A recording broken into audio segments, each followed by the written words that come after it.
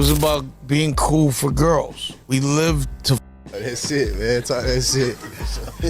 and honestly, what else is there to live for but the anything else is gay? Or Welcome back, y'all. Today we're diving into former Jay-Z associate Dame Dash sounding off about what he's been reading about Jay-Z in several interviews.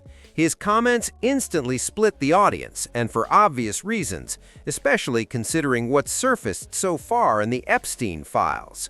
As of now, based on the documents released, for starters, Jay-Z's name appeared in an email allegedly sent from Jess Staley to Jeffrey Epstein.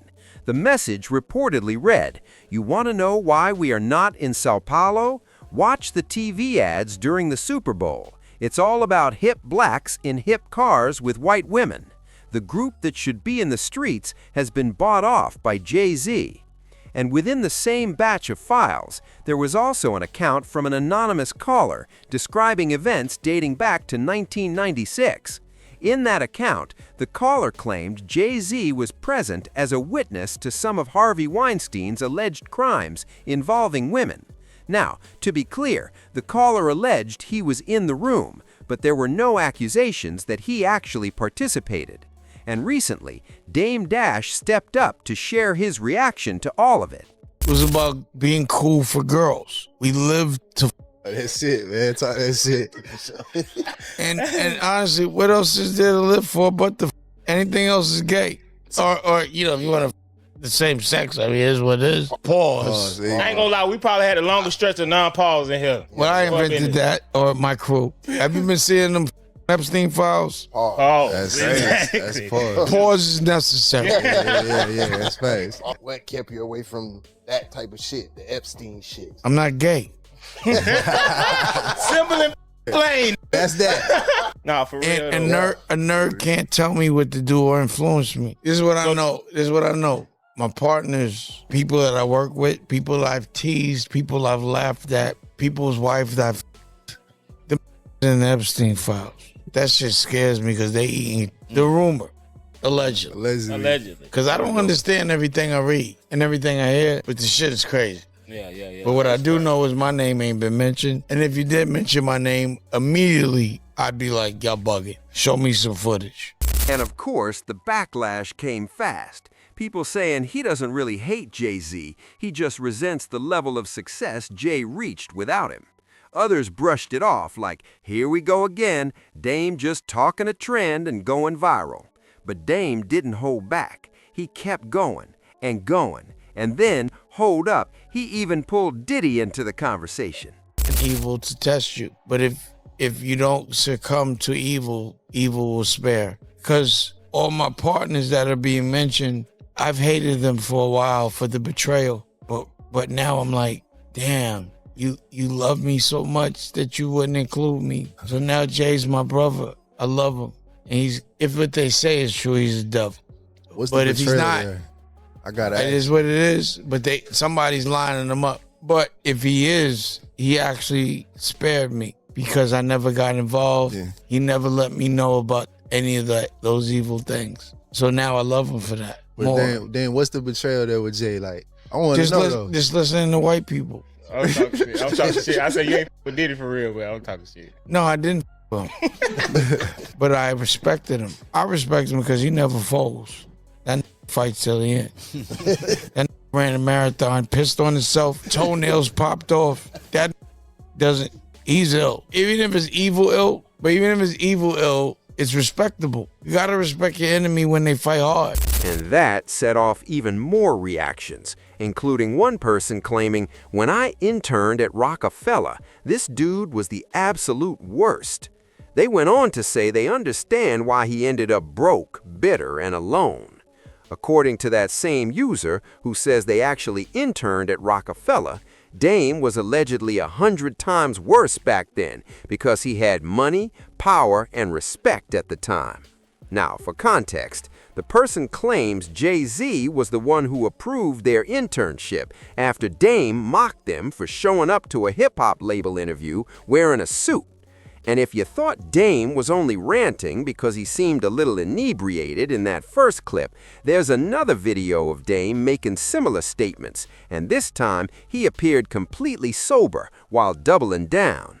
That introduction, and you were saying like, that I was a co-founder of Rockefeller, and, my partners were my partners. But some of my partners are under certain scrutiny right now that would erase all the history that person had done. And I was a part of that history. So almost in this moment, it's like, damn, now I'm going to have to make sure history doesn't get discredited or perceived the wrong way. And how does that work and again, I don't know if anything's true, but the shit I'm reading is spooky. And if any of it is true, then we are in jeopardy of losing our, at least as it relates to that part, that's concerning. It's like we could lose all of our, it's like everything that we meant to the world would be reversed in a heartbeat. But I feel like I've represented in such a way that I could keep it alive, the memory of it preserved, regardless to what other people did. If I'm the strongest influence in that situation, if I'm the person that represent the essence of what it was and what it still is supposed to represent, then the legacy will not die. But that legacy is in jeopardy right now. And I didn't even think about that. Like, what are they going to say about Rockefeller if any of that shit is true? Now, this is, as a fan, it's a thought. This is my reality. I spent a good part of my young life making history not to be erased. And this is just how they fucking erase your history. Before we even dive deeper into what Dame had to say, hold up, because social media was already lighting him up. As expected in this era, the backlash came fast and loud, with crying emojis flooding the timeline. Listen to this. People were not playing with him at all.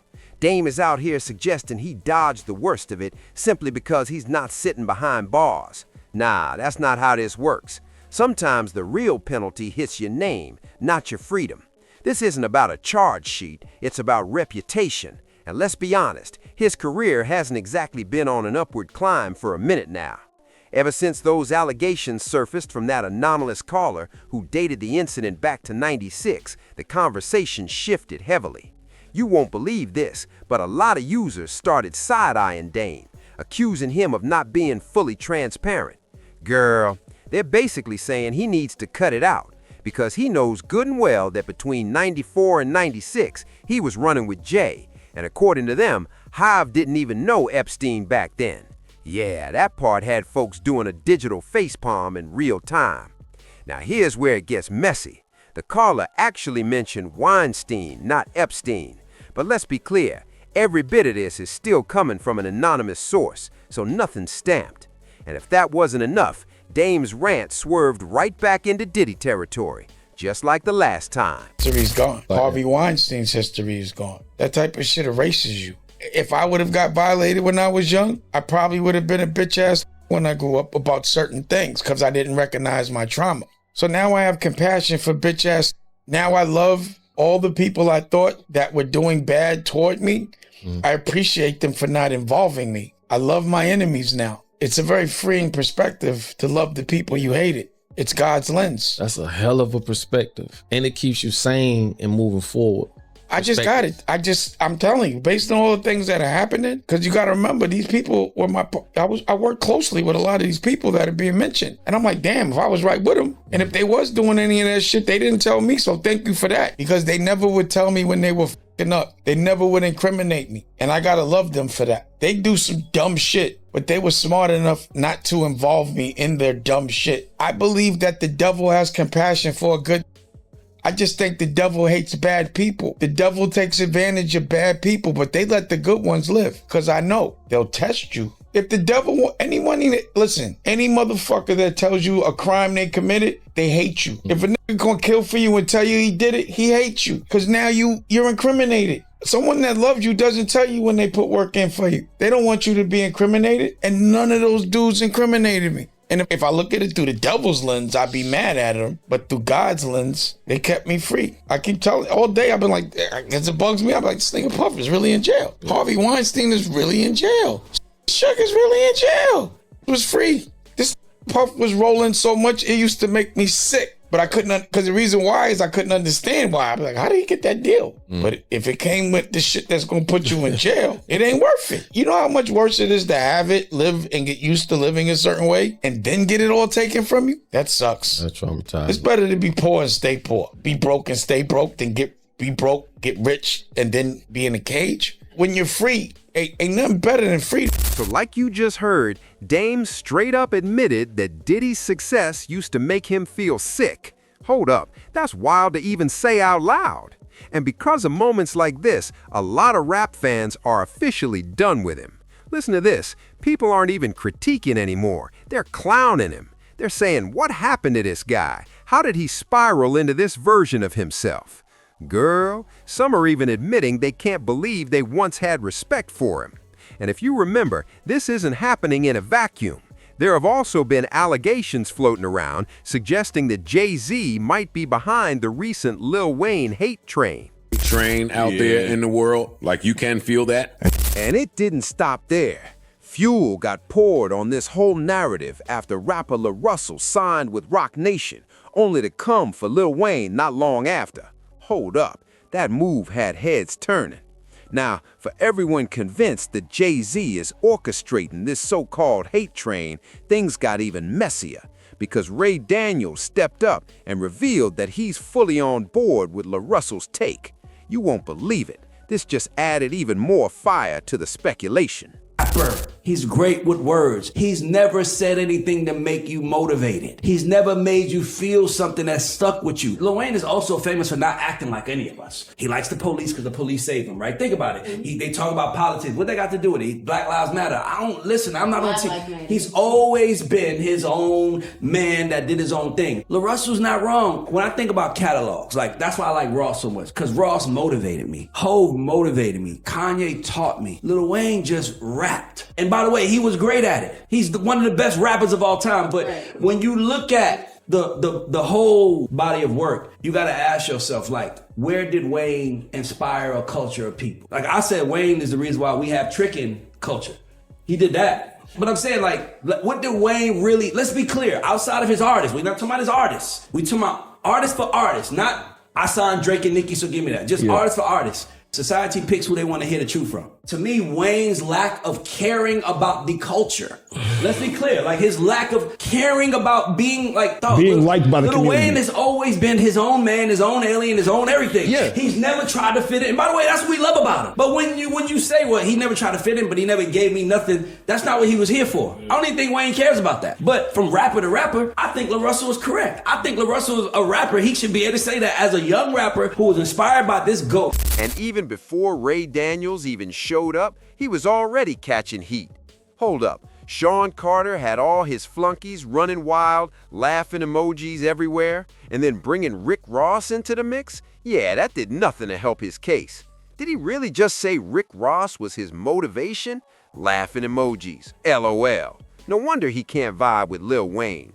And speaking of Ross, Wayne pushes other rappers to actually rap. Meanwhile, guys like Rick Ross, they mostly inspire people to make money off rap without ever being truly good at it. But wait, it gets even juicier. Like people always say, you don't, I love Jay-Z. Jay-Z's my idol. I learned more about success from Jay-Z than I did my own father. But once I became successful, I can see the holes in the shit he did. I'm like, I didn't like that he did that. I love everything about, like, you understand what I'm trying to say? And I think with La Russell, he's a rapper who came up looking up to this godlike rapper. And then he had to go through his own process, his own alchemist story, if you will, his own journey. And then once he get there, he starts realizing like, damn, I got a different responsibility. So now you start looking at your idols like, damn, Lil Wayne didn't really handle that responsibility. So I think La Russell is, and I don't think there's nothing wrong with that. So does every rapper have to be conscious they have that responsibility? No, every rapper, no, what I'm saying is that every rapper has an Achilles heel. Every rapper has something about them that's like Kanye, he's my favorite, but he's emotional as fuck. Like, I can admit that. Like Wayne, he can rap his ass off, but he doesn't say anything. Jay-Z is the GOAT rapper, but I think his music didn't age that well over time. Just how I feel. So it's like, but I still love these guys. It's just when you get more and more into that actual sport and you understand the technicalities, you talk different. So La Russell is talking like someone who does this shit. And I guarantee you, if everybody talked to your favorite rapper and they knew that they could tell you how they really feel, they might say the same thing. A lot of people don't say how they feel for the sake of politics. And by the way, I think Lil Wayne heard that and said, shit, cuz right. If you think about Lil Wayne's greatest lines, they were never anything that inspired you, that made you want to get up. Like with Jay-Z's Allure, like Jay-Z's Imaginary Players, like you just rapped about, like, Go DJ is a fire record. He's not talking about DJ. What is a Millie? A Millie, he's killing it, but what is it about? Like Lil Wayne, and if we had to compare everybody to an artist, Lil Wayne is like Tracy McGrady. And the theory just won't die.